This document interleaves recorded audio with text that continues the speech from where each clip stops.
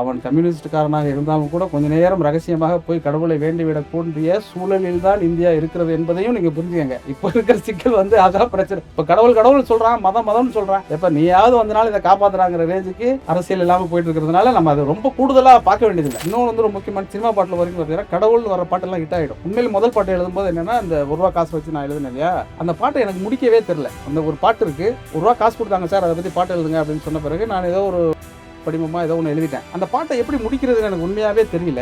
அந்த நேரத்தில் எனக்கு கடவுள் தான் காப்பாற்றினார். கடவுள் வந்து கேட்டால் கூட காணிக்க இட மாட்டேன்னு எழுதிட்டேன். எந்த கடவுள்னு டைரக்டர் கேட்கல, மியூசிக் டைரக்டர் கேட்கல, யாரும் கேட்கல. பாட்டு கிட்ட ஆயிடுச்சு. பாட்டு கேட்கறவங்க எல்லாம் அந்த வரி சிறப்பாக இருக்குன்னு சொல்லுவாங்க. இப்போ நான் வந்து கடவுள் வேணுமா வேணாமா எனக்கு. இப்போ நானே என்னுடைய குழந்தையை பற்றி காவியா பற்றிலாம் நிறைய கவிதைகள் எழுதிட்டே இருந்தேன். ஏதோ ஒரு இடத்தில் அவர்கள் கேள்வி கேட்பதை நிறுத்திட்டாங்கன்னா நம்ம அவங்கள பற்றி யோசிக்கிறத நிறுத்திடுவோம். அதுக்கப்புறம் அந்த குழந்தைங்க நம்மள கேள்வி கேட்க ஆரம்பிக்கும். அந்த குழந்தைங்க நம்மகிட்ட கேள்வியாக கேட்டுட்டு இருந்துச்சு. அப்புறம் ஒரு கேள்விகள் கேட்கும். அந்த சிக்கல்ல வந்து நம்ம எழுதாம விட்டுருவோம். அப்படி எல்லாருக்கும் நேர்ந்துடுறதா. அப்புறம் குழந்தைகளுக்கு வந்து வயது வந்ததற்கு பிறகு, ஒரு வயது வந்ததற்கு பிறகு அந்த நாட்டினஸ் என்று சொல்றோம் இல்லையா, அந்த அது வந்ததுக்கு பிறகு, அந்த நாட்டினஸ் மிஸ் ஆன பிறகு, அந்த இன்னசென்ஸ் மிஸ் ஆன பிறகு அந்த குழந்தைகளிடம் நம்ம எதுவுமே இல்லை அப்படின்னு நம்ம நினைச்சுக்கிறோம். ஆனா உண்மையிலேயே குழந்தைகள் வந்து அந்த இன்னசென்ட் இருக்கும்பொழுது தான் சிறப்பா இருக்குன்னு நம்ம நினைக்கிறோம். அந்த குழந்தைகள் இருக்கக்கூடிய பேதமை, அறியாமை இருக்கு இல்லையா, அதுதான் நம்மளை திரும்ப திரும்ப சிந்திக்க வைக்கிறது. அனைவருக்கும் வணக்கம். எப்படா இந்த கூட்டம் முடியும் அப்படின்னு குழந்தைங்க நினைச்சிட்டு இருக்கிற நேரத்துல ஒரு அற்புதமான நிகழ்வு. பொதுவாக வந்து நாவே அருள் வந்து கவிஞர் ஆயிட்டார் அப்படிங்கிறது ரொம்ப வருஷத்துக்கு முன்னாடி எனக்கு தெரியும். ஆனால் அவர் தாத்தா ஆயிட்டாருங்கிறது எனக்கு இந்த கூட்டத்துக்கு வந்த பிறகு தான் தெரியும். ஏன்னா இது முழுக்க முழுக்க ஒரு தாத்தா பிறந்ததற்கான விழா மாதிரி மாறிடுச்சு. தோழர் உதயசங்கர் அவர்கள் பேசுகிற பொழுது, ஆமாம் குழந்தையா வேற ஆயிட்டார் இப்போ. உதயசங்கர் அவர்கள் பேசும்போது கடவுளை பற்றியெல்லாம் நிறையா இருக்குது அப்படின்லாம் சொன்னார். நான் சொல்கிறேன், இது குழந்தைகளுக்காக எழுதப்பட்ட கவிதை இல்லை, குழந்தைகளை பற்றி எழுதிய கவிதை. அதனால அவர் கடவுளை பற்றி நிறையாவே எழுதிக்கிட்டு நினைக்கிறேன். வயசாக கடவுள் நம்பிக்கை கொஞ்சம் கூட வந்துடும். அதனால் வேறு எந்த காரணமும் இல்லை. ஆனால் நான் பார்த்ததுலேருந்தே வயசே ஆகாத ஒரு கவிஞராக வந்து அப்பவும் நரைச்சிருந்தது. ஆனால் வயசே ஆகாமல் தான் அருள் இருக்கிறார் இந்த கவிதைகளில். திரும்ப திரும்ப அதே தான் எனக்கு தோணிகிட்டே இருந்துச்சு. நிறைய சந்தர்ப்பங்களில் அவரை பற்றி நான் அடிக்கடி நினைத்து கொண்டே இருப்பேன். இந்த கூட்டம் வந்து சீக்கிரம் முடிச்சிடணும்னு நான் நினைக்கிறதுக்கு ஒரே ஒரு காரணம் வந்து என்னன்னா, அவர் ஒரு கவிதை எழுதியிருக்காரு ஏற்கனவே. கொட்டாயை போல் சிறந்த கலை உலகத்தில் எங்கேனும் உண்டா? அதனால யாராவது கொட்டாயை விட்டுட்டாங்கன்னா முடிஞ்சிருச்சு. அதனால கொட்டாயை போல் சிறந்த கலை உலகத்தில் வேறு ஏதும் உண்டா? ஒவ்வொரு கொட்டாயும் ஒரு அழகான சித்திரத்தை மனிதனுக்கு வரைந்து விட்டு போகிறதுங்கிற மாதிரி அதை எழுதியிருப்பார். அதனால எப்போதுமே ரொம்ப கவனமா அருள் மாதிரி ஆட்களோட அல்ல அவரோட புத்தகங்களை பற்றி பேசும்போது கவனமா பேசணும். எனக்கு இந்த புத்தகம் முழுமையாக பிடித்தது. பொதுவா வந்து கவிதைகளை ரொம்ப பகுத்து, ரொம்ப கூடுதலா ஆய்வெல்லாம் செய்ற விஷயங்கள்ல எனக்கு தனிப்பட்ட முறையில் உடன்பாடு இல்ல. ஏன்னா, அவ்வளோ கரெக்ட்டா எனக்கு எழுத தெரியாது. அதனால கவிதைகளை அப்படியே நீங்க விட்டு விடுவது தான் நல்லது. ரொம்ப சுவாரஸ்யமா ஒரு கவிதை, அத பத்தி நெறைய நம்ம விஷ்ணுபுரம் சரவணன் கூட சொன்னாரு. அ முகுந்த் நாகராஜோட கவிதைகள பற்றி நம்ம விஷ்ணுபுரம் சரவணன் சொல்லிட்டே வந்தார். அவர் ஒரு கவிதை சொல்லாம இருப்பாரு அப்படின்னு நெனச்சேன், அவர் சொல்லல. ஆனா, சொல்லிறவே கூடாதுன்னு நெனச்சேன். உதயசங்கர் சொல்லிட்டாரு அந்த கவிதைய. அனு கொஞ்சம் தப்பா சொன்னாரு. அதனால இப்ப நான் திருத்தி கரெக்ட்டா சொல்லிர்றேன்.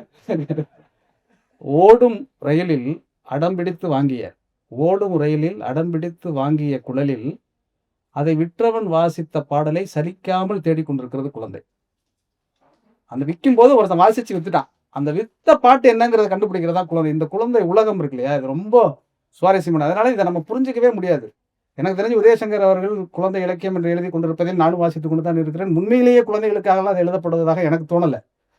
நாம் ஒரு உளவியலோடு அதை அணுகுறோம். அவ்வளவுதானே தவிர நம்மளால அப்படி சிந்திக்கவே முடியாது. என்னுடைய மகள் வந்து எப்படி விஷ்ணுபுரம் சரவணத்துல வந்து கொடை வருவதற்கு முன்னாடி மழை வரைஞ்சிருவோம்னு சொன்னதோ, அது மாதிரி அந்த உணர்வு நிலையை வந்து நம்மளால உணர்ந்து கொள்ளவே முடியாது.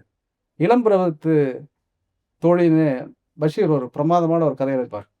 அதுல ஒரு இடம் வரும். ரொம்ப எனக்கு நான் திரும்ப திரும்ப நினைச்சு பார்ப்பேன். எல்லா கவிதைகளும், படைப்புகளும், பாடல்களும் எழுதுகிற பொழுதும் அந்த மனநிலை வந்து ரொம்ப முக்கியமானது. ஒருத்தன் குழந்தையாக இருப்பதோ, தாத்தாவாக இருப்பதோ, கவிஞனாக இருப்பதோ அல்லது பைத்தியமாக இருப்பதோ ரொம்ப சிக்கலானது.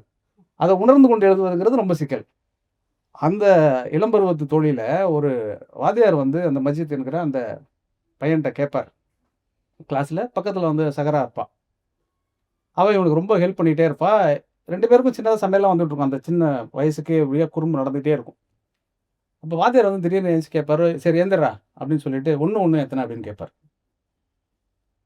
1 1 2 இதானே? அப்படிதான் நம்ம நம்ம எதிர்பார்த்துட்டு இருப்போம். 1 1 எத்தனடா? அப்படின்னு கேட்ட உடனே மஜித் சொல்லுவான். 1 1ம் சேர்ந்தா பெரிய 1 அப்படின்னு சொல்லுவான். 1 1 சேர்ந்தா பெரிய 1ஆ? அப்படின்னு அவர் கேட்கறதுக்குள்ள இவன் நினைச்சுக்குவான். 2 நதிகள் இணைகிற பொழுது ஒரு பெரிய நதி தானே உருவாகிறது. அப்ப 2 ஒண்ணு சேர்ந்துச்சுன்னா, அது பெரிய 1 தானே ஆகணும். அது எப்படி 2 ஆகுது? இது கடைசி வரைக்கும் விளக்கவே முடியாது. ஆனால் அந்த மொத்த நாவலும் அந்த 2 ஒன்றும் சேர்ந்து ஒரு பெரிய ஒன்றாக மாறுவதற்காக அந்த கதை முழுவதும் காதலாக மாறி போகும். அது ரொம்ப பிரமாதமா இருக்கும் அந்த கதைய. அதை விவரிப்பதற்கு நேரம் இல்ல. நெறைய வந்து நம்ம பார்க்கும்பொழுது இந்த கவிதை வந்து அ அருள் அவர்கள் வந்து குடுத்துட்டு போன பிறகு நான் தனித்தனியா ஒவ்வொரு கவிதையா உட்கார்ந்து வாச்சேன். இந்த எழுதின நேரம், எழுதின சூழல், எழுதின தருணம் இருக்கு இல்லையா? அதை தான் நான் ரொம்ப ரசிச்சுட்டு இருந்தேன். அதாவது இது எழுதப்பட்டிருக்கு அப்படிங்கிறதெல்லாம் தாண்டி, எந்தெந்த நேரத்துலலாம் மாயாவ பத்தியோ, ராகாவ பத்தியோ அவருக்கு சிந்தனைகள் வருதோ, யோசனைகள் வருதோ, அப்பல்லாம் அவர் எழுதி எழுதி பார்த்துருக்கிறார். உண்மையிலேயே என்னன்னா, அவங்க வெளியூர்ல இருந்தாலும் பக்கத்திலேயே இருக்கிறாங்க அப்படின்னு அவர் டெய்லி நெனச்சதுக்கு பேரன், பேத்திகள்ட்ட உண்மையிலேயே நான் உன்ன நெனச்சுக்கிட்டே இருந்தேன்ம்மா அப்படிங்கிறதுக்காக லீவ்ல இப்போ வந்திருக்கிறாங்க. அவங்கள்ட்ட சொல்றதுக்காக இந்த புத்தகத்த எழுதியிருக்கிறாரு. அவ்வளோதான். அவ்வளோதான் இந்த புத்தகமே தவிர வேற எதுவும் கிடையாது. அதுல ரொம்ப ஒரு கவிதை வந்து அந்த உள்ளங்கைய பார்த்தோனே 5 விரல் பூ அப்படின்னு சொன்னார் இல்லையா? இது எப்படி இவருக்கு வந்து யோசிச்சிருப்பாரு? ஒரு கைய வந்து பார்த்தோனே ஒரு படிமமாக ஒரு 5 விரல் 5 விரல் பூ அப்படின்னு சொல்றதுக்கு எங்க இருந்தெல்லாம் யோசிப்பாருன்னு பார்த்தாக்கா, அவருக்குள்ள இருக்கக்கூடிய கவிஞன் தான் அத யோசிச்சான். அது வேற. அது படிமமா பார்க்கும்போது. இன்னொரு கவிதை தமிழொலியுடைய ஒரு முக்கியமான ஒரு கதை இருக்கு. கவிஞர் தமிழொலி வந்து ஹிட்லர பத்தி ஒரு கதை எழுதியிருப்பார். அந்த கதைய நான் படிச்சுட்டு இத படிச்சுட்டு திருப்பி இன்னைக்கு முழுக்க வந்து காலையிலேருந்து எனக்கு அலமாரியில அந்த புத்தகத்த தேடுறது தான் வேலையா இருந்துச்சு. நான் எடுத்து படிச்சுட்டேன் திருப்பி. ஏன்னா தமிழொலியுடைய இந்த இந்த உள்ளங்கைய விரிச்சு பார்க்கிறத பத்தி தமிழில் எழுதின அந்த கவிதை வந்து அந்த கதை வந்து ரொம்ப ஒ ஒரு நம்மள அப்படியே உலுக்கி எடுத்துரும். அந்த மாரி ஒரு கதை அது. அது என்னன்னா, ஹிட்லர் ஒரு நாள் வெற்றி களிப்பில் கனவு காணுவார். கனவு காணும்பொழுது அவரு கனவுல என்ன வரும்னாக்க, இந்த உலகமே ஒரு கைக்குட்டை மாதிரி தெரியும். உடனே அத மடிச்சு அவர் பாக்கெட்டுக்குள்ள வச்சுக்குவார். அப்புறம் விடிஞ்சிரும். ஏந்திச்சு பாப்பாரு. கைய நல்லா தேய்ச்சுட்டு இப்படி உள்ளங்கைய பாப்பாரு. உலகமே என் உள்ளங்கையில் இருக்கிறது அப்படின்ட்டு தூங்கிருவாரு. இறுதி கட்டத்தில் அதே ஹிட்லர் அவர் கனவு ஒரு நாள் வரும். அந்த கனவில் ஒரு சவப்பெட்டிக்குள் அவரை வைத்து மூடுவது போல் தெரியும். மறுநாள் காலையில எழுந்து இந்த உள்ளங்கை பார்ப்பார். ஓ! உலகம் என்னை வெறுக்கத் தொடங்கிவிட்டது அப்படின்னு முடியும் அந்த கதை. ரொம்ப சின்னது தான்.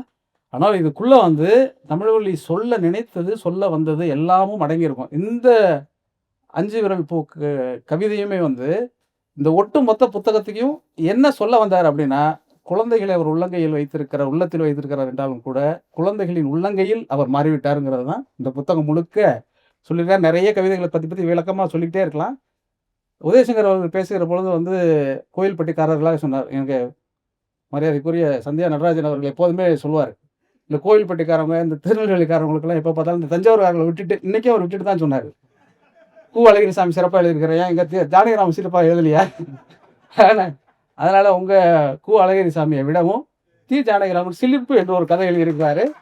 அந்த கதை வந்து இன்னும் சிறப்பான கதை. உங்க அழகிரிசாமி 20 கதை எழுதுனா, எங்க ஜானகிராமன் ஒரு கதை எழுதுனா போதும். அதனால இது ஒரு மாவட்ட இலக்கிய போட்டியா அதை மாற்ற வேண்டியதில்ல. எதுக்கு சொல்ல வரேன்னா, ஒரு சின்ன கதை அது.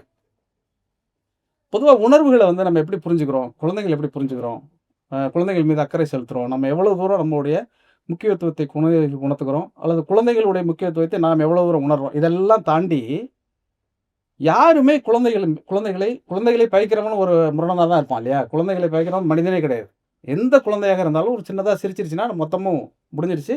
அந்த குழந்தைகள் எத கேட்டாலும் அந்த குழந்தைகள் சிரிப்புக்காக ஏங்குகிறவர்கள் தான் மனிதர்கள். இப்படி அந்த சிலிர்ப்பு கதை எல்லாருக்கும் தெரிஞ்சிருக்கும். இருந்தாலும் நான் ஒரு தடவ சொல்றேன். ரொம்ப பிரமாதமா இருக்கும். மாயவரத்துலேருந்து திருச்சிக்கு போயிட்டு இருக்கக்கூடிய ஒரு ரயில்ல பெங்களூர்லேருந்து வந்த ஒரு அப்பாவும் பையனும் இருப்பாங்க. கையில வந்து ஒரு ஆரஞ்சு பை இருக்கும். அந்த பைய வச்சுட்டு பாப்பா வருவான்.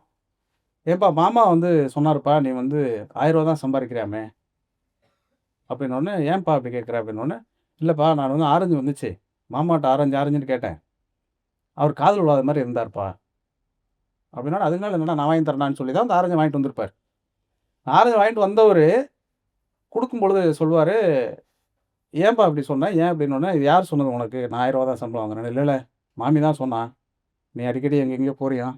ஆனா உனக்கு ஒண்ணும் பெரிய சம்பளம் இல்லையாம்." அப்படின்னோனே, "அவரு நெறைய சம்பாரிக்கிறாருப்பா. இருந்தாலும் நீ போய் ஏன்டா அவர்ட்ட கேட்ட?" அப்படின்னா, "எனக்கு நீ கார் வாங்கி தரியா? சைக்கிள் வாங்கி தரியா?" அப்படி ஒண்ணு ஒண்ணா கேட்டுட்டே வருவான். சரி அதெல்லாம் இருக்கட்டும், முதல்ல எனக்கு ஒரு கதை சொல்லு அப்படின்னா, கதை சொல்ல ஆரம்பிப்பாரு. அவன் தூங்கிருவான். அந்த ஆரஞ்சு பழம் அப்படியே இருக்கும். இந்த ஆரஞ்சு வாங்கிட்டு வந்தோனே கேட்பாரு, "உரிச்சு தரவாடா?" கேட்டோனே, "இல்ல, இல்ல. அம்மா உரிச்சு தந்தா நல்லாயிருக்கும். அவ கையால நான் சாப்பிடுறேன்." அப்படின்னு அவன் சொல்லுவான். வண்டி வந்து திருச்சியில நிக்கும். இன்னொரு வயதான ஒரு பெண்ணும், ஒரு பெண் குழந்தையும் வந்து ஏறுவாங்க. அந்த குழந்தை வந்து அதான் கதையே. அப்பதான் அங்க தான் கதை ஆரம்பிக்கும். வந்தோனே என்ன ஏதுன்னு கேட்ட உடனே, இது மாரி குழந்தை வந்து கல்கத்தாவுக்கு போறா. அப்படின்னோனே அந்த பாட்டி யாருன்னு தெரியாது. அந்த பொண்ணு யாருன்னு தெரியாது இவருக்கு. உட்கார்ந்திருக்கவரு கேட்பாரு. "எதுக்கு கல்கத்தா போறன்னோனே, வேலைக்கு போறா" அப்படின்னோனே, அந்த பொண்ணே ஒரு 10 வயசு தான் இருக்கும். 10 வயசு தான் இருக்கு. இந்த பொண்ண வேலைக்கு அனுப்புறீங்களே அப்படின்னு சொன்ன உடனே, அந்த அந்த சின்ன குழந்தை இருக்கும். அந்த குழந்தைகிட்ட இவங்க இந்த அம்மா இவர் வந்து பேச்சு குடுப்பாரு. "உனக்கு என்ன வயசு?" அப்படின்னா, "நான் ஏற்கனவே என்னம்மா பண்ணிக்கிட்டு இருந்த? படிக்கலையா நீ?" அப்படின்னோனே, "இல்ல படிக்க வைக்க வசதி இல்ல. எங்க வீட்ல குழந்தைங்க" இதெல்லாம் சொல்லுவா அவ. நான் வந்து இப்ப இவ்வளோ நாள் என்ன பண்ணேன் அப்படின்னா, நான் 3 வருஷமா ஒரு ஜட்ஜி வீட்ல வேலைக்கு இருந்தேன். ராமநாத ஐயர் வீட்ல வந்து ஜட்ஜி வீடு அது. ஜட்ஜி வீட்ல வேலைக்கு இருந்தேன். ஒரு ஜட்ஜி வீட்ல குழந்தைகளுக்கு என்ன சட்டம் எழுதணும்? என்ன சட்டம் போடணும்? அந்த ஜட்ஜி வீட்ல தான் அந்த புள்ள வேலை செஞ்சிருக்கும். இதெல்லாம் யார் எழுதுவார்ன்னா, ஜானகிராமன் தான் எழுதுவாரு. அழகிரிசாமி எழுத மாட்டாரு. அதுக்காக சொல்ல வரேன் நானு. ஜட்ஜி வீட்ல வேலை செஞ்சேன். அப்ப 3 வருஷம் ஒரு எக்ஸ்பீரியன்ஸா அப்படின்னு சொல்லி இந்த கதை போயிட்டு இருக்கும். இதெல்லாம் முக்கியமே கிடையாது. அந்த கதைக்குள்ள ஒரு சின்ன விஷயம் இருக்கு. இவருக்கு அந்த பொண்ணு மேல ரொம்ப பாசம் வந்துரும். டக்குனு இந்த பையன் எந்திரிச்சுருவான். எந்திரிச்சோனே யார் என்னன்னு விசாரிப்பான். ஒரு கொஞ்சம் இடைவெளி வரும். அந்த வண்டி ட்ரெயின் நிக்கும். இறங்கி போயி ஐயம்பேட்டை ஸ்டாப்பிங்ல போய் என்ன பண்ணுவாரு, இந்த குழந்தை சாப்பாடு நேரம் வந்துரும். சாப்பாடு வாங்கி குடுக்கலாம் அப்படின்னு சொல்லி, "சாப்பிடுறியாம்மான்னு?" கேட்பாரு. அது தலைய அசைக்கும். அது வந்து வேணான்னு சொல்ற மாரி மையமா இருக்கும். உடனே அந்த பாட்டி, "அவளுக்கு வேணா வாங்கிட்டு வந்து குடுங்கோ" அப்படின்னு சொல்லுவா. "இல்ல, இல்ல நான் கூட்டிட்டு போய் வாங்கி தரேம்மான்னு" சொல்லிட்டு 2 குழந்தைங்களையும் கூட்டிட்டு அவர் போய் வாங்கி குடுப்பாரு. வாங்கி குடுக்கும்பொழுது, இந்த குழந்தை அந்த சாப்பாடு வாங்கி குடுக்குற பொழுது, தயிர் சாதம் வாங்கி குடுப்பாங்க. அந்த சாதத்த அந்த பையனுக்கு சாப்பிட தெரியாது. உடனே இந்த பொண்ணு வந்து ஒரு அக்கா மாதிரி அல்லது ஒரு தாய் மாதிரி, அந்த சாதத்த எப்படி சாப்பிடுறன்னு சொல்லி பெசஞ்சு எடுத்து ஊட்டி விடும். இத இவரு பார்த்தோனே இவருக்கு ரொம்ப கண்ணு கலங்கிரும். இப்படி ஒரு அற்புதமான பிள்ளையா இருக்கே! இந்த பிள்ளைய வந்து ஏன் இப்படி விட்டாங்க? அப்படின்னு சொல்லிட்டு அதில ஒரு வரி எழுதியிருப்பாரு. அது ரொம்ப முக்கியமானது. "தாய் இல்லாதபோது எந்த குழந்தையும் அழகாக தெரிவதில்லை." அப்படின்னு அதில ஒரு வரி எழுதியிருப்பாரு அவரு. தாய் இல்லாத பொழுது எந்த குழந்தையும் அழகாக சோபிப்பதில்லை அப்படிங்கிற மாரி இருக்கும் அது.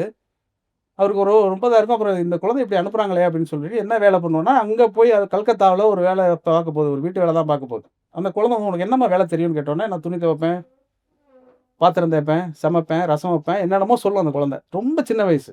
இந்த குழந்தை வந்து இப்படி இருக்கே அப்படின்னு சொன்ன உடனே, ரொம்ப பாவமா இருக்கும் இவருக்கு. ஆனாலும் அதான் யார் வீட்டு குழந்தையோ தானே! இருந்தாலும் கொஞ்சம் நேரம் இரக்கப்படலாம். அவ்வளோதான் இரக்கப்பட்டுருவாரு. இரக்கப்பட்டோனே அது சரின்னு திருப்பி வரும். அதுக்கப்புறம் அந்த ஸ்டேஷன் வந்தோனே கும்பகோணம் ஸ்டேஷன் வந்தோனே இறங்கணும். இறங்குனோனே இதுவரைக்கும் அந்த பையன், "நீ ஆக்சுவலா வந்து இப்போ நீ வந்து 5வது படிக்கணுமே!" அப்படிலாம் அந்த பையன் கேட்க ஆரம்பிச்சுருவான். 2 பேரும் ரொம்ப ரொம்ப நட்பாயிடுவாங்க. ஒரு அக்கா மாதிரி அவனும் பேச ஆரம்பிச்சுருவான். ஒண்ணு ஒண்ணா கேட்டுட்டே வருவான். அந்த பொண்ணு எல்லாத்துக்கும் பதில் சொல்லிட்டே வரும். இப்போ அவரு இறங்குறதுக்கு முன்னாடி என்ன பண்ணுவாரு, "அம்மா உங்க அனுமதியோட ஒரு ரூ. 1 காசு குடுத்துக்கிறேம்மா. என்கிட்ட அவ்வளோதான் இருக்கு." அப்படின்னு சொல்லிட்டு ஒரு ரூ. 1 காசு எடுத்து அந்த அம்மாவோட அனுமதியோட அந்த குழந்தைட்ட குடுப்பா. அந்த பொண்ணு வாங்க மாட்டா. வறுமையில இருக்கிறவர்கள் எப்போதும் யாரிடமும் கையேந்தி விட மாட்டார்கள் இல்லையா? அதனால வாங்க மாட்டா. அப்படியே பாப்பா. உடனே அந்த அம்மா சொல்லும், "இல்லம்மா வாங்கிக்கோ. ஐயா குடுக்குறார்ல வாங்கிக்கோ" அப்படின்னு சொன்னோனே, அதுவரைக்கும் கதை முக்கியமே கிடையாது. அம்மா உரிச்சு குடுத்தா தான் சாப்பிடுறேங்கிற ஆரஞ்சு வச்சிருக்கான்ல அந்த பையன். அவன் என்ன பண்ணுவான்னா, கொஞ்ச நேரம், "அப்பா இந்த ஆரஞ்ச நான் அக்காட்ட குடுக்கட்டுமா?" அப்படின்னு கேட்பான். அந்த ஆரஞ்சு அவனுக்காக வாங்குனது. அம்மா உரித்து குடுத்தால் நன்றாக இருக்கும். அம்மா உரிச்சு குடுத்தா தான் சாப்பிடுவேன்னு வச்சிருந்த அந்த ஆரஞ்ச கொண்டு போயி, அம்மாவாக அவன் மனதில் பாவித்து அந்த பெண்ணு கையில் குடுத்துட்டு ஓடி வந்து திருப்பி அந்த ட்ரெயின்ல ஏறுறதா அந்த கதை முடிஞ்சிரும். இது எங்க ஊர் ஜானகிராமன் எழுதின சிலிர்ப்பு என்கிற கதை. இது வந்து இது வந்து ஒரு குழந்தைய நம்ம எப்படி நடத்துறோம்? இந்த சமூகம் எப்படி நடத்துதுங்கிறதுக்கு ஒரு கதை. ஒரு அம்மா வந்து தன்னுடைய குழந்தைய எப்படி கண்டுபிடிச்சாங்கிறதுக்கு இன்னும் ஒரு கதை சொல்லிட்டு நான் முடிச்சுர்றேன். ஏன்னா நான் வந்து இன்னைக்கு கூட்டத்திற்கு வந்ததே முக்கியமா வந்து வெகு நாள் கழித்து நான் இந்திரன் ஐயா அவருடைய உரைய கேட்கணுங்கிறதுக்காக தான். என்னுடைய முதல் கவிதை தொகுப்பு வந்தபோது, அதற்கு முதலில் நான் யாரென்றே அறியாதபோது, விமர்சனம் எழுதி இவன் ஆகச்சிறந்த கவிஞனாக மாறுவான்னு அவரு ஆசைப்பட்டாரு. எப்பயாவது ஆயிடுவேன்னு நெனைக்கிறேன். முதல்ல விமர்சனம் எழுதினவரு. அது மாரி இந்த மேடையே, இந்த கூட்டமே வந்து ரொம்ப ஒரு நெருங்கியவர்கள் இருக்கிறதுனால என்னன்னா, திட்டமிட்டு அத யோசிச்செல்லாம் எதுவுமே பேச முடியாது. எது பேசினாலும் பொய்யா தானே தெரியும். வேற ஏதாவது தெரியாத கூட்டத்தில போய் பேசிறலாம். எல்லோரும் தெரிந்தவர்கள் என்பதனால் எனக்கும் பேசுவதற்கு நெறைய தயக்கம் இருக்கிறது. ஆனா, அ கு அருள் நான் வந்து வைப்பதற்கு வந்து நெறைய கோரிக்கை இருக்கு. ஏன்னா, அவர் இன்னும் தொடர்ச்சியாக எழுத வேண்டும் என்று நான் ஆசைப்பட்டுக் கொண்டே இருப்பேன். ஏன்னா, அவர் ரொம்ப குறைவா தான் அவர் எழுதியிருக்கிறாரு. அதுவும் அரசியல் கவிதைகள் நெறைய அவர் எழுதியிருந்தாலும் கூட, தொடர்ச்சியாக அவர் எழுத வேண்டும் என்பது என்னுடைய கோரிக்கை. இந்த தொகுப்பை பொறுத்தவரைக்கும் நிறைய கவிதைகள் தனித்தனியாக நான் மடித்து வச்சுருந்தேன். ஒவ்வொருத்தராக எல்லாரும் சொல்லிட்டதுனால ஒரே ஒரு கவிதை. ஏன்னா இந்த கூட்டத்துக்காக தான் வந்தோம் பேசணுங்கிறது. ஏன்னா இப்போ காணொலி தானே இப்போ கூட்டத்தை விட காணொலியில் போகணும். அதனால இந்த புத்தகம் 5 விரல் பூ என்கிற இந்த புத்தகத்தை பற்றி கவிஞர் பேசினார்னு பதிவாகட்டும். கவிதை எழுதி கர்வம் பொங்க பேத்தியிடம் நீட்டினார் தாத்தா. இந்த கவிதை எனக்கு ரொம்ப பிடிச்சது. கவிதை எழுதி கர்வம் பொங்க பேத்தியிடம் நீட்டினார் தாத்தா. அவள் அலட்சியமாக சொன்னாள், முதல்ல குழந்தையா மாறுங்க தாத்தா. முதல்ல குழந்தையா மாறுங்க தாத்தாங்கிறவர் இல்லையா, இது அந்த ஒரு குழந்தையா இல்லை. அது ஆக்சுவலாக என்னென்னா, விஷ்ணுபுரம் சரவணன் பேசுகிற பொழுது கூட ரொம்ப பிரமாதமாக ஒரு விஷயத்தை சொல்லிட்டு போனார். என்னென்னா, ஒரு 5 வருடம் 6 வருடத்துக்கு இப்போ நானே என்னுடைய குழந்தையை பற்றி காவியா பற்றிலாம் நிறைய கவிதைகள் எழுதிக்கிட்டே இருந்தேன். ஏதோ ஒரு இடத்தில் அவர்கள் கேள்வி கேட்பதை நிறுத்திட்டாங்கன்னா, நம்ம அவங்கள பற்றி யோசிக்கிறத நிறுத்திடுவோம். அதுக்கப்புறம் அந்த குழந்தைங்க நம்மள கேள்வி கேட்க ஆரம்பிக்கும். அந்த குழந்தைங்க நம்மகிட்ட கேள்வியாக கேட்டுட்டு இருந்துச்சு. அப்புறம் ஒரு கேள்விகள் கேட்கும். அந்த சிக்கலில் நம்ம எழுதாமல் விட்டுருவோம். அப்படி எல்லாருக்கும் நேர்ந்துடுறதான். அப்புறம் குழந்தைங்களுக்கு வயது வந்ததற்கு பிறகு, ஒரு வயது வந்ததற்கு பிறகு அந்த நாட்டினஸ் என்று சொல்கிறோம் இல்லையா, அது வந்ததுக்கு பிறகு, அந்த நாட்டினஸ் மிஸ் ஆன பிறகு, அந்த இன்னசென்ஸ் மிஸ் ஆன பிறகு, அந்த குழந்தைகளிடம் நம்ம எதுவுமே இல்லை அப்படின்னு நம்ம நினச்சிக்கிறோம். ஆனால் உண்மையிலேயே குழந்தைகள் அந்த இன்னசென்ட் இருக்கும்பொழுது தான் சிறப்பாக இருக்குன்னு நம்ம நினைக்கிறோம். அந்த குழந்தைகள் இருக்கக்கூடிய பேதமை, அறியாமை இருக்கு இல்லையா, அதுதான் நம்மளை திரும்ப திரும்ப சிந்திக்க வைக்கிறது. ஏன்னா இது ரொம்ப உளவியலாக யோசிச்சு பார்த்தாக்கா ரொம்ப சிக்கலான விஷயம் அது. அந்த எல்லா இடத்தையும் போய் நாவியார்கள் தொட்டு தொட்டு பார்க்குறாரு. ஒவ்வொரு கவிதைக்குள்ளேயும் போயிட்டு அவர் அறியாமலே சொன்ன மாதிரி அந்த கடவுள் என்கிற வார்த்தையெல்லாம் வந்துட்டா கூட, அவர் எல்லா இடத்துலையும் தன்னை ஒரு குழந்தையாக, பேர குழந்தையாக மாற்றிக்கொள்வதற்கு அவர் முயற்சித்து கொண்டே இருக்கிறார். இன்னொன்று பாருங்க, குழந்தை கூட எழுதிடலாங்க, ஆனால் பேர குழந்தைகள் எழுதி ரொம்ப கஷ்டம். கிட்டத்தட்ட 40 வருஷம் பின்னாடி போய் அல்லது முன்னாடி எழுதணும். அது ரொம்ப சிக்கல். நான் பையனை கூட மகளை கூட நீங்கள் சமாளிச்சிடலாம். பேர குழந்தைகளோட வயசு, அவங்களுடைய தொழில்நுட்ப அறிவு, அவர்களுடைய விஞ்ஞான அறிவு, சமூக அறிவு, அரசியல் அறிவு, இதெல்லாம் உள்வாங்கிக்கிட்டு, ஏன்னா இன்னைக்கு என்னவா குழந்தைங்க இப்போ வளருதுங்கிறதெல்லாம் புரிஞ்சுக்கிட்டு, அந்த மாதிரி இடத்துல தான் கடவுள் நம்மளை காப்பாற்றிடுறாரு. அதனால நாவியார்கள் கடவுளை போட்டுறாரு. ஏன்னா கடவுள், நான் ஒரு சுவாரஸ்யமான கதை சொல்கிறேன். இந்த கடவுள்னு வார்த்தை போடுறோம் இல்லையா, உண்மையிலே ஒரு இடதுசாரி, முற்போக்கு அப்படிலாம் யோசிச்சா கடவுள்லாம் தவிர்க்கணும்னு நினைக்கிற மாதிரி உதயசங்கர் சொன்னார். அப்படிலாம் கிடையாது. அது என்னன்னா, தெரியாத இடத்துல நம்மளை எப்போதும் கடவுள் தான் காப்பாற்றுவார். ஒரு பெரிய என்னன்னா, கடவுள் மனிதனாக பிறக்க வேண்டும்னா எப்படி பிறப்பான்? ஏன்னா அது ஒரு ஐடியாவாக கன்சீவ் பண்ணுறதுக்கு ரொம்ப ஈஸி. 2 மனம் வேண்டும் இறைவனிடம் கேட்டேன். இன்னொன்று ரொம்ப முக்கியமான சினிமா பாட்டில் வரைக்கும் பார்த்தீங்கன்னா, கடவுள்னு வர பாட்டெல்லாம் ஹிட் ஆகிடும். உண்மையில் முதல் பாட்டு எழுதும்போது என்னென்னா, இந்த ₹1 காசு வச்சு நான் எழுதுனேன் இல்லையா, அந்த பாட்டை எனக்கு முடிக்கவே தெரில. அந்த ஒரு பாட்டு இருக்குது, ₹1 காசு கொடுத்தாங்க சார், அதை பற்றி பாட்டு எழுதுங்க அப்படின்னு சொன்ன பிறகு நான் ஏதோ ஒரு ஊமையா படிமமாக ஏதோ ஒன்று எழுதிட்டேன். அந்த பாட்டை எப்படி முடிக்கிறதுன்னு எனக்கு உண்மையாகவே தெரியல. அந்த நேரத்தில் எனக்கு கடவுள் தான் காப்பாற்றினார். கடவுள் கேட்டால் கூட காணிக்க இட மாட்டேன்னு எழுதிட்டேன். எந்த கடவுள்னு டைரக்டரும் கேட்கல, மியூசிக் டைரக்டர் கேட்கல, யாரும் கேட்கல. பாட்டு கிட்ட ஆயிடுச்சு. பாட்டு கேட்குறவங்க எல்லாம் அந்த வரி சிறப்பாக இருக்குன்னு சொல்லுவாங்க. இப்போ நான் கடவுள் வேணுமா வேணாமா எனக்கு? கடவுள் உண்மையிலேயே அந்த நேரத்தில் எனக்கு தேவைப்படுகிறார். சில நேரங்களில் சோகம் ததும்புகிற போது, மனம் வெறுத்து போகிற பொழுது, அவன் கம்யூனிஸ்ட்காரனாக இருந்தாலும் கூட கொஞ்ச நேரம் ரகசியமாக போய் கடவுளை வேண்டிவிடக் கூடிய சூழலில் தான் இந்தியா இருக்கிறது என்பதையும் நீங்கள் புரிஞ்சுக்கங்க. இப்போ இருக்கிற சிக்கல் அதான் பிரச்சனை. இப்போ கடவுள் சொல்கிறான், மதம்னு சொல்கிறான். எப்போ நீயாவது வந்தனால இதை காப்பாற்றுறாங்கிற ரேஞ்சுக்கு அரசியல் இல்லாமல் போயிட்டு இருக்கிறதுனால நம்ம அதை ரொம்ப கூடுதலாக பார்க்க வேண்டியதில்லை. ஆனால் இந்த கவிதைகளை நாவியார்கள் எனக்கு தெரிஞ்சு சோதனை முயற்சி மாதிரி தான் அவர் செஞ்சு பார்த்துருக்கிறாருன்னு எனக்கு தோணுது. ஏன்னா அவரோட முந்தைய கவிதைகள் எல்லாம் தாண்டி இது ரொம்ப முக்கியமானது. அதில் இன்னும் ரொம்ப மகள்களை பற்றி ஒரு கவிதை எழுதிப்பார். பழைய கவிதைகள் ஆயுதத்துலேயோ கடவுள் கேட்டு வந்த வார்த்தையிலையோ, அதாவது இந்த உலக உருண்டை ஒரு நாள், இந்த உலக உருண்டை உனது உதிர பெருக்கில் மிதக்கும் என் மென்பஞ்சு மகள்களே அப்படின்னு எழுதியிருப்பார். வரம் வாங்கி விட்ட கடவுள்ல அது ரொம்ப அந்த வரி நான் எனக்கு எப்போ பார்த்தாலும் ரொம்ப தொந்தரவு செய்யும்னு சொல்லுவாங்க இல்லையா, அது மாதிரி உன் உதிர பெருக்கில் இந்த பூமி உருண்டை ஒரு நாளைக்கு மிதக்கும் என் மென் பஞ்சு மகள்களே அப்படின்னு சொல்லி எழுதிப்பார். மகள்களுக்கு எழுதுனது கொஞ்சம் பேரன் பேத்திகளுக்கு நோக்கி நகர்ந்துருக்கிறாருன்னு தான் இதில் பார்த்துக்க முடியுமே தவிர, எப்போதுமே அவர் குழந்தைகளை பற்றி சிந்தித்து கொண்டு இருக்கிறவர் தான் இருக்கிறாரு. பாக்கியா ஒரே ஒரு கதை சொல்லணும்னு சொல்லியிருக்கேன் இல்லையா, டால்ஸ்டாயோடைய ஒரு முக்கியமான ஒரு கதை, இந்த தேசத்தின் முகம் என்பது ஒரு குழந்தை, ஒரு மகனினுடைய முகம்தான் அப்படிங்கிறத பற்றி ஒரு கதை. ரொம்ப சுவாரஸ்யமாக அடிக்கடி நான் எடுத்து படிக்கக்கூடிய ஒரு கதை. அது ரொம்ப சுருக்கமாக சொல்லிடுறேன். அது என்னென்னா, ஒரு இராணுவத்தில் இருக்கக்கூடிய அந்த போர் வீரனுடைய முகமெல்லாம் செதஞ்சு போய் சிகிச்சையெல்லாம் முடிச்சு போய் கண்ணாடியில் முகத்தை பார்ப்பான். அவன் முகமாகவே அது இருக்காது. அவனுக்கு ரொம்ப ஒரு மாதிரி ஆயிரும். அவனுக்கு ஒரு காதலி, ஒரு அம்மா ஊரில் உண்டு. இப்போ போய் திருப்பி அவங்கள பார்த்தா அவங்க தன்னை நிச்சயமாக அடையாளம் காண முடியாது. ஆனா அவனுக்கு ஆசை இருக்கும். அவங்க 2 பேரும் பார்க்கணும்னு. ஆனா கடிதத்தில எழுதியிருப்பாங்க. இது மாரி ராணுவத்தில இருந்தேன். இந்த மாரி அடிபட்டது. இந்த விஷயங்கள் எல்லாமே அம்மாவுக்கும் தெரியும். அந்த காதலிக்கும் தெரியும். ஆனாலும் அவங்கள போய் பார்க்குறதுல இவனுக்கு ஒரு சின்ன தயக்கம் இருந்துகிட்டே இருக்கும். ஒரு கட்டத்தில எப்படி இருந்தாலும் பார்த்து தானே ஆகணும் அப்படின்ட்டு வருவான். வந்தோனே வீட்டுக்கு வருவான். வீட்டுக்கு வந்தோனே அவங்க அம்மா பார்த்து, "என்னப்பா வேணும்? யாருப்பா நீன்னு?" கேட்டுருவாங்க. இவனுக்கு டக்குன்னு ஒரு மாரி ஆயிரும். பெத்த அம்மாவே நீ யாருன்னு கேட்டோனே, "இல்லம்மா நான் உங்க பையனோட ராணுவத்தில வேலை செய்றேன். எனக்கு விடுப்பு கிடைச்சது. வரும்போது எங்க அம்மா பார்த்துட்டு வான்னு சொன்னா. அதனால நான் உன்ன பார்க்க வந்தேன்." அப்படின்னு சொல்லிடுவான். "அப்படியாப்பா ரொம்ப சந்தோஷம். வா" அப்படின்னு சொல்லிட்டு இருக்க வச்சு, சாப்பாடுலாம் குடுப்பாங்க. 2, 3 நாள் இருப்பான். இந்த காதலிய எப்படியாவது பார்த்துறதுக்காக முயற்சி பண்ணிட்டே இருப்பான். இடையில ஒரு நாள் வருவா, இப்படியே சந்திப்பா. இந்த மாரிலாம் அவர் எழுதிட்டே வருவார் டால்ஸ்டாய். சொல்லிட்டே வந்துட்டு, இந்த எல்லா உணர்வுகளும் நான் ரொம்ப விரும்பி விவரிக்கல. இந்த சூழல மட்டும் நீங்க புரிஞ்சுக்கங்க. இப்படி சொல்லி முடிச்ச பிறகு, நைட்டு வந்து அந்த பையன் தூங்கிட்டு இருப்பான். மறாவது நாள் அவன் ஊருக்கு கிளம்பணும். கிளம்பி திருப்பி போயிருவான்.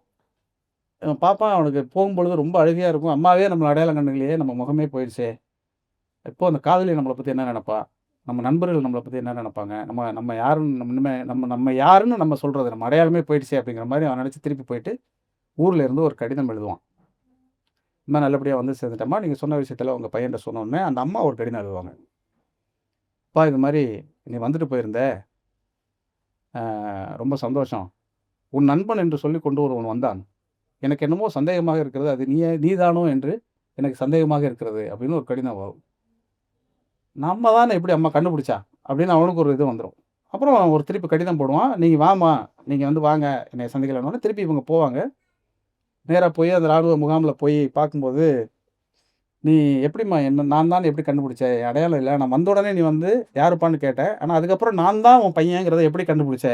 அப்படின்னு அவன் கேட்பான். கேட்டோனே சொன்னா, "நீ தூங்கும்போது சாக்ஸ் போட்டே தூங்கியிருந்தப்பா கால்ல. அந்த சாக்ஸ கழட்டும்போது என் பையனோட வாடை அடிச்சது." அப்படின்னு அந்த தாய் சொல்லுவா.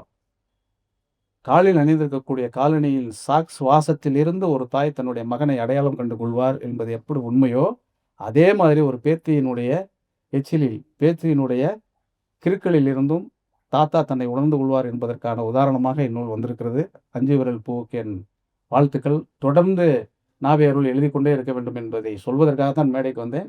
ரொம்ப ஆவலோட நானும் இந்திரன் ஐயா அவர்களுடைய பேச்சை கேட்பதற்கு வழிவிட்டு அமர்கிறேன். நன்றி, வணக்கம்.